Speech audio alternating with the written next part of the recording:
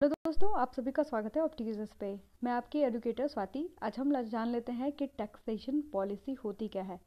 Taxes are the main source of revenue of the government. जो tax collect करती है कोई भी गवर्नमेंट, वो क्या होता है, मेन सोर्स ऑफ इनकम होता है किसी भी गवर्नमेंट का। तो उसको हम लोग क्या बोलते हैं, रेवेन्यू भी बोलते हैं। Government levies both direct and indirect taxes in India. हमारे कंट्री में जो होती गवर्नमेंट होती है वो दो तरीके के टैक्सेस लगाती है, या फिर वो डायरेक्ट टैक्स होता है या फिर इनडायरेक्ट टैक्स होता है।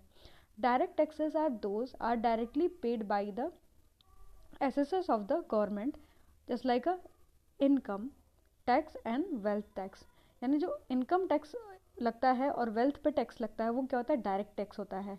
यानी जो लोग गवर्नमेंट के एम्प्लॉय हैं वो डायरेक्ट गवर्नमेंट को टैक्सेस पे करते हैं उनके इनकम के बेसिस पे, तो उसे क्या बोलते हैं हम लोग, इनकम टैक्स बोलते हैं या फिर वेल्थ टैक्स भी कहते हैं।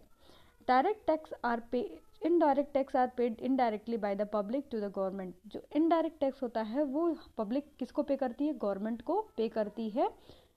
किस फॉर्म में, excise duty, custom duty and VAT के फॉर्म में।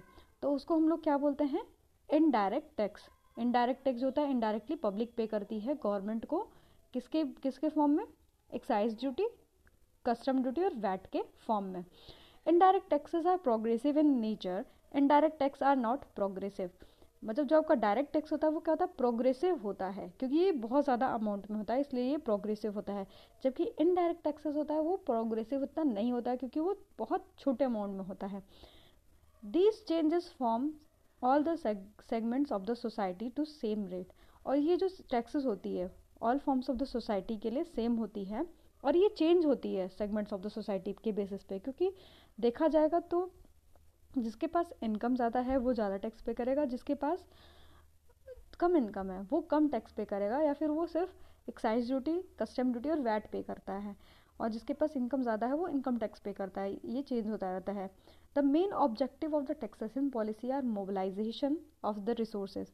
पहला ऑब्जेक्टिव आपका है mobilisation of the resources. Resource को एक जगह से दूसरी जगह ले जाना उसका पहला ऑब्जेक्टिव है।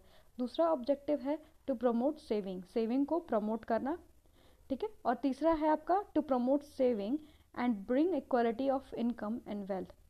और तीसरी चीज़ ये हो गई कि हमारी कंट्री में क्या लाना, इक्वालिटी लाना। किसके बेसिस पे, इनकम और वेल्थ के बेसिस पे, कि सब लोग इक्वल हो। तो ये हो गया आपका टैक्सेशन पॉलिसी। तो टैक्सेशन पॉलिसी क्या होती है, ये गवर्नमेंट की पॉलिसी होती है जिससे गवर्नमेंट क्या करती है, रेवेन्यू और इनकम जनरेट करती है। ये दो तरीके की होती है, डायरेक्ट टैक्स और इनडायरेक्ट टैक्स। डायरेक्ट टैक्स क्या होता है, जो कि इनकम टैक्स और वेल्थ टैक्स होता है, यानी जो गवर्नमेंट के एम्प्लॉय पे करते हैं वो डायरेक्ट टैक्स आता है।